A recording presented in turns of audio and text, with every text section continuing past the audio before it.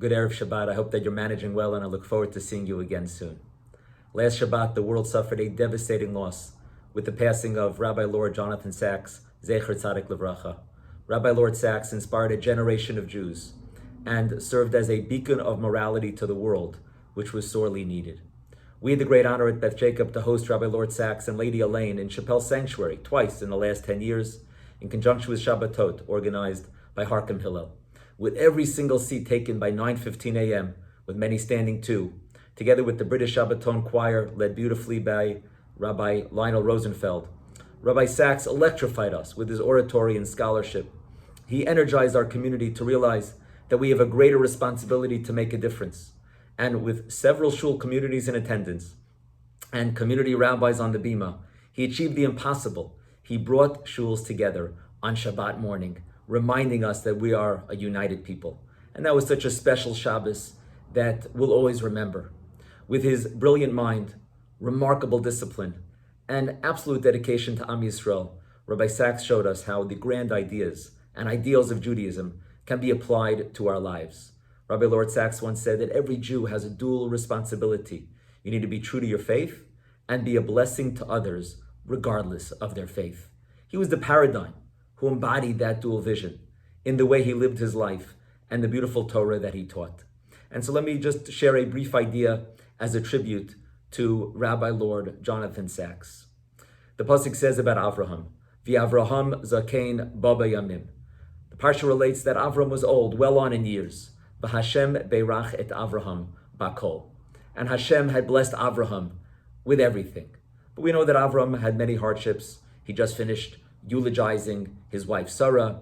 He had to haggle and negotiate with Ephron over a burial place. And he had, of course, many incredible accomplishments, Avraham did, but also many disappointments. So what does this pasuk mean when it says, V'Hashem beirach et Avraham bakol? What is bakol, everything, referring to? What are the sources of blessing for Avram? And what are the sources of blessing for Chief Rabbi Jonathan Sacks and what he taught us? And how can we apply that to our lives? So the Gemara says, and it's quoted by Rashi, that the first source of blessing is that bakol is a numerical value of ben, of son. That Avraham was fortunate to have a Yitzchak who walked in his footsteps.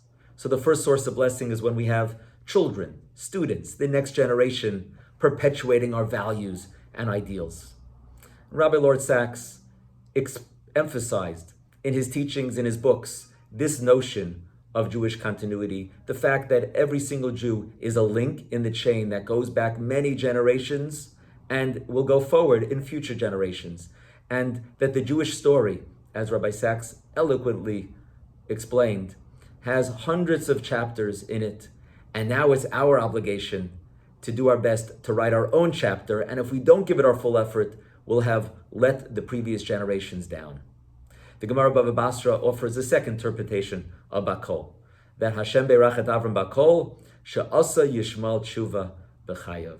That Avram was blessed, that Yishmael in the end did tshuva, and Yishmael shows up to the funeral to bury his father, together with his brother Yitzchak. Yishmael and Yitzchak joined together at the funeral.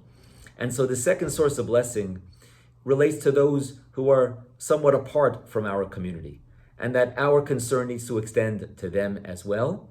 And even those who are not in the shul, those who are a little bit distant from our people, if properly approached, hopefully they can come back and reconnect to their people and their tradition.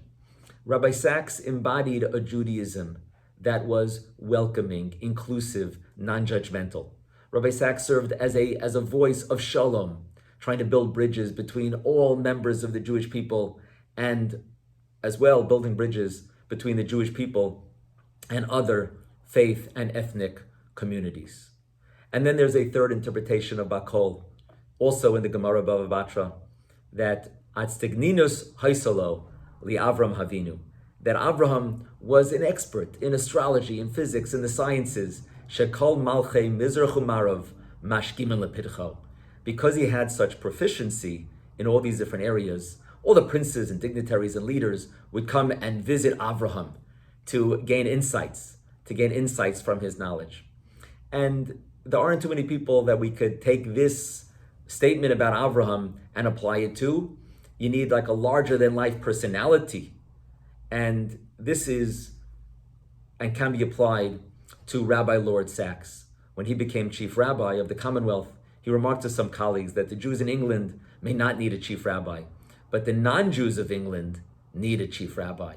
He understood that we need to impact the outside world and not just talk to ourselves. He not only had relationships with royalty, he inspired them, making an incredible Kiddush Hashem. And I agree with our member, the El Geft, who said that he can't think of a better ambassador of the Jewish people for the world. When Rabbi Sachs became chief rabbi, and he told the story at a Gush dinner once that when he became the chief rabbi, Prime Minister of Great Britain was John Major. Prime Minister Major invited Rabbi Sachs and Elaine to their country home called Chequers. But then he received an invitation to open a Jewish day school on the same day, which was a conflict. And Rabbi Sachs thought and looked into the sources, and he came to an understanding that the world is sustained by children studying in yeshiva. And so he turned down the invitation from the prime minister, and he went to participate in the dedication of the opening of the yeshiva.